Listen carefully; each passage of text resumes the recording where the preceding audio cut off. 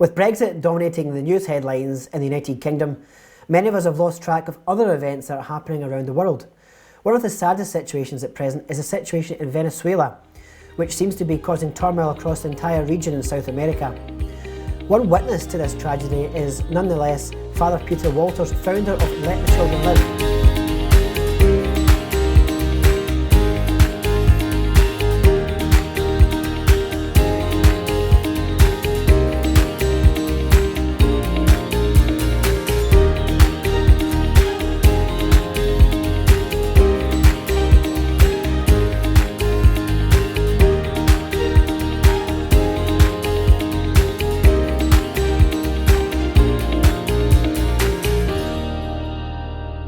And we're delighted to welcome Father Peter to the studio via video link from Medellin. Welcome, Father. Thank you, John. It's good to be with you. So can you maybe fill us in on the situation in Medellin and give us some background detail to what actually is happening on the ground in Colombia?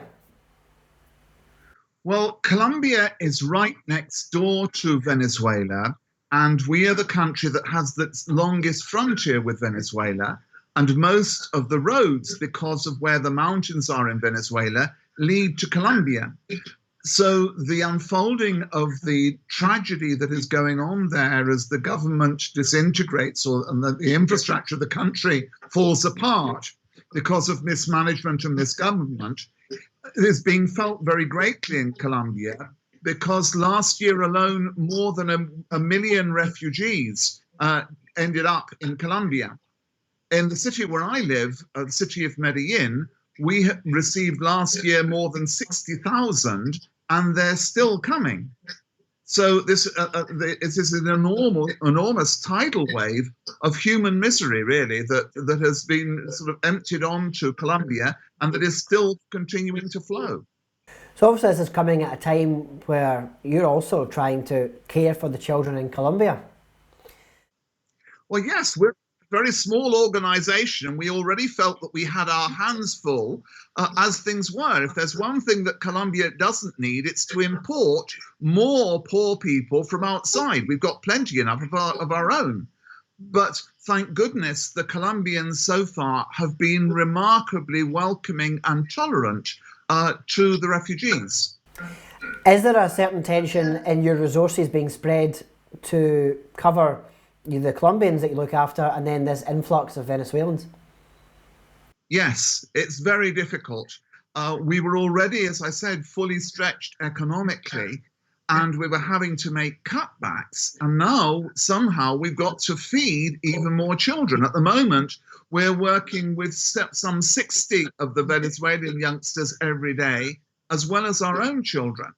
Now, it costs us £5 a week to feed a child at our centre, Casa Walsingham. So that's an extra £300 a week that we're having to find just in food for those children. Of course, long term, we do not know the situation in Venezuela, how that will pan out over the next months and years. Do you see this body of people, this body of youngsters, families fleeing the famine and fleeing the poverty of Venezuela? Do you see them being there long term in Colombia, or do you see that as a quick fix? Most of them want to go home very much, but it's a question of how soon they will be able to go home and what they will find when they go there.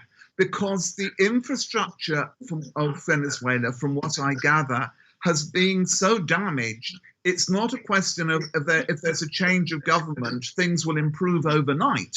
There will be an awful lot to do of just a basic maintenance to things like the electricity network, the water network, which has broken down because so much of public funds appear to have been siphoned off into corruption and not being used for the ends for which they were meant to have been used. And so things are falling apart. Yeah, I mean, there's a great deal of money needed put in. To that end, we're joined also in the studio by George McAleenan, who is one of the volunteers for the charity and the main contact for the charity Let the Children Live in Scotland. So welcome, George, to the studio. Thank you very much, John. How do you feel that the charity is receiving this news story, and how are you presenting that to the public in Scotland? It's very difficult just now. I think the public in Scotland are probably not aware. They probably are aware of the situation in Venezuela, but not how it's impacting on Colombia.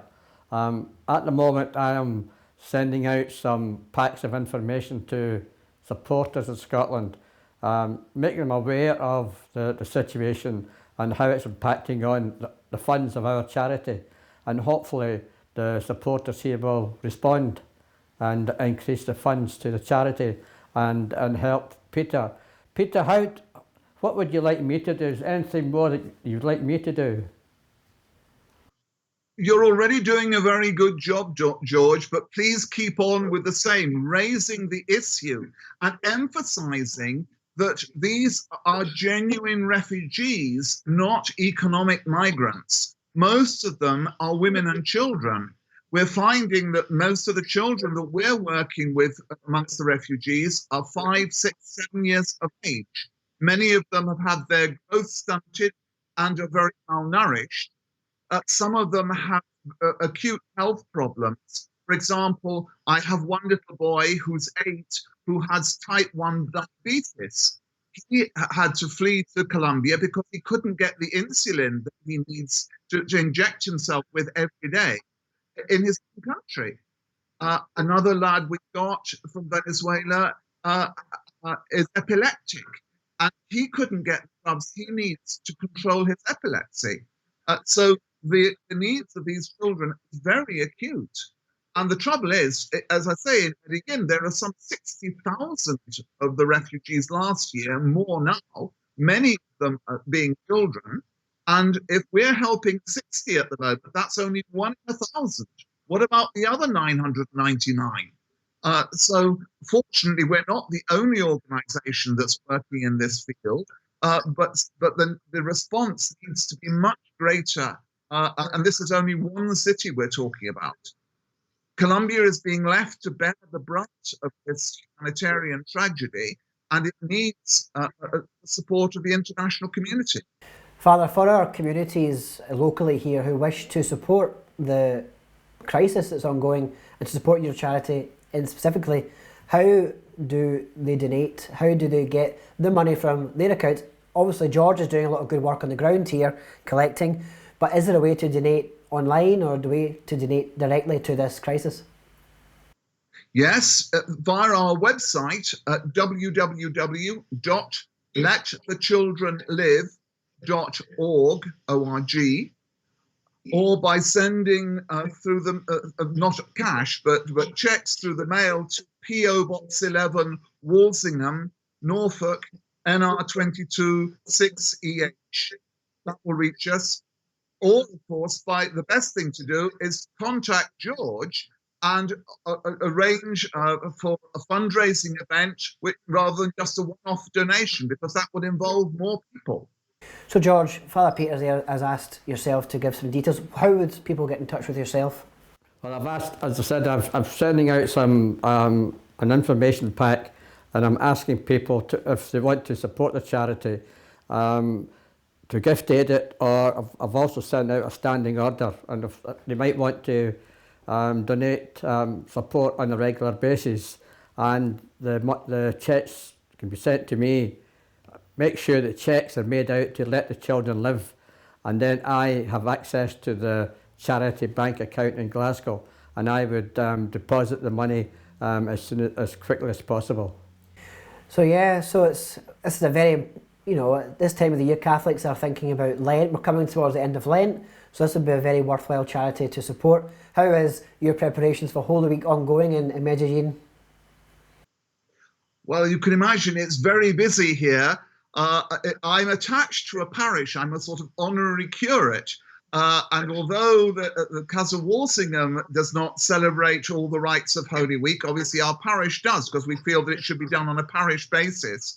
And so I'm already in the first days of Holy Week, I'm spending many hours in the confessional in my parish. And then we will be doing all of the rites for the Triduum later on in the week. And I expect the church to be packed for those.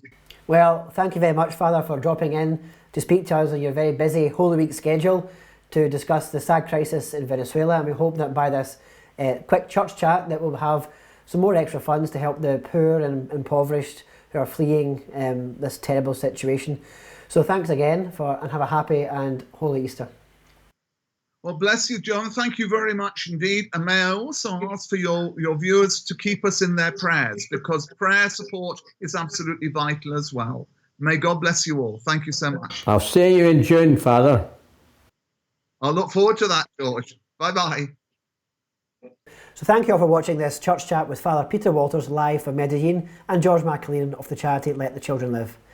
Please do find all the details below of the website letthechildrenlive.org and other details relating to George in Scotland. We hope you all have a fantastic and happy and holy week. Goodbye.